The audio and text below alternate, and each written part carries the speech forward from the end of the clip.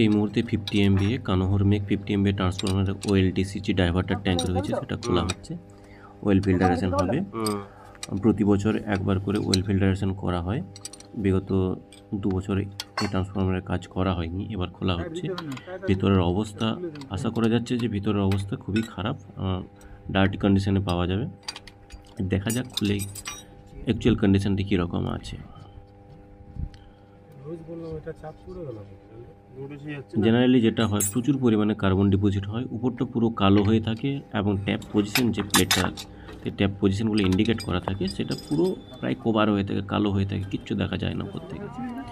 যে লাল রঙের যে প্লেটটা দেখতে পাচ্ছি ওটা ট্যাপ পজিশন ইন্ডিকেটর, উপর থেকে দেখা যায়।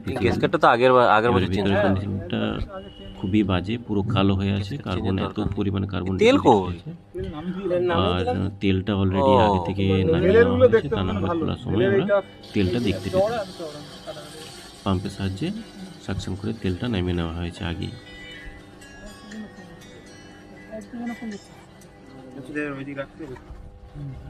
পুরো কালো হয়ে আছে। কোন দিকে? এদিকে কি জায়গা ছাড়বো? হ্যাঁ।